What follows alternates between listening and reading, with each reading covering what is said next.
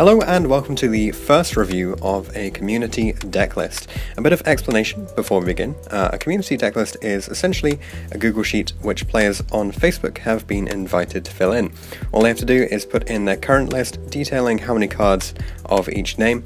We obviously don't take the players' details, so you won't be able to know who is playing what specifically, but this way we get lots of lists together at once. So here is the Sky Striker community main deck version 1. This is just being run for the current ban list, so the post-September 2018 ban list. You can see that we have several lists already filled in here, and what we do is we take all these numbers, put them together in order to find out some averages, and that should give us some information about what the average player thinks should be included in the list. Now, this isn't just about what's the most popular, it's also a bit about what's unpopular, how many spots are left once we've filled up everything that is mandatory. So since the new ban list has dropped, we may as well review what is likely to be the meta deck, or at least somewhere close to the top. Here, Sky Strikers definitely hyped since their announcement for generic ability and the chance to easily go plus. This experiment was put to several Facebook groups, including Zodiac Duelist and the Sky Striker Ace Duelist as well. So let's take a look at the results. So the sheets do actually calculate two sets of averages, so we have the mode and the mean versions of all the cards that are included, and we've essentially put together a mode and a mean deck. So a very quick overview of what this means for those who are unaware. The mode is an average which is the most frequently appearing value. For example, the mode for Sky Striker Engage from these lists is 3, as you can see here. So 1, 2, 3 is just what these lines are representing. I'm not going to scroll all the way down for this.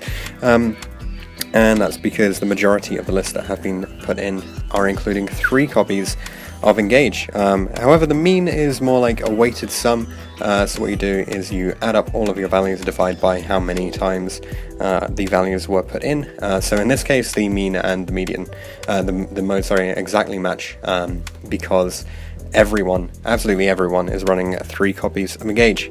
So generally the mode is the most useful for deck list building. It essentially tells us what the average player thinks should be included, so we may as well just get into this then. So what I've done is I've put together this mode deck into a dueling book list that we can see here. So these are all the cards that everyone's pretty much agreed on.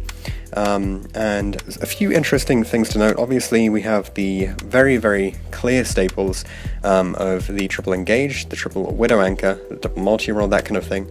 There are a few sort of a bit more, maybe sort of more outlandish ones, ones that perhaps you wouldn't expect so much. So Hercules base, most people are actually playing 1 copy of this. I wasn't really expecting this going into creating this project.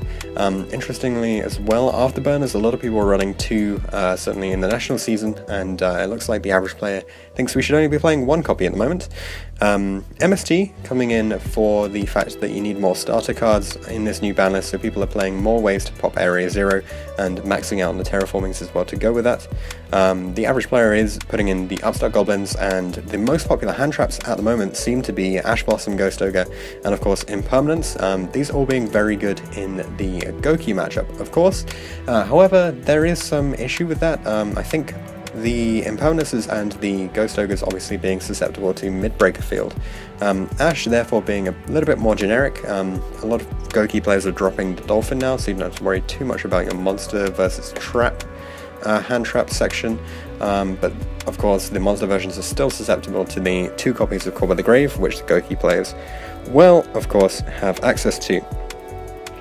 I don't think there's really much else to comment on with what we've assembled here. Everything sort of fits in nicely, so this is just what's all being agreed upon in the mode version of the list. It does leave you with 3 slots available actually, because people could agree on 37 of these cards, but not the final 3 cards left over.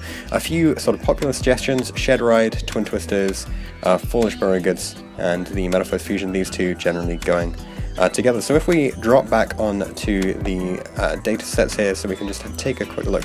I've also included the how many included this card plot. So this is what percentage of the decks that we've received decided to actually include copies of this card, no matter how many there are. So you can see very high proportions are including all of the main Sky Striker cards.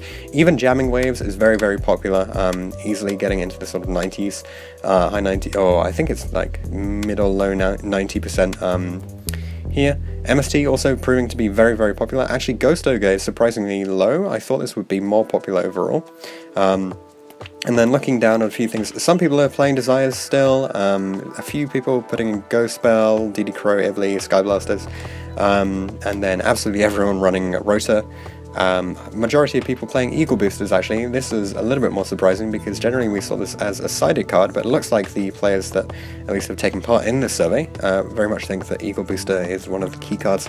Plus Shark Cutter too, more than 75% here, actually including that. Going all the way down, Hercules Base as we saw, fitting into the mode, so on average people are playing one copy, and it looks like more than probably 75, maybe 80-ish% playing actually Hercules Base for this.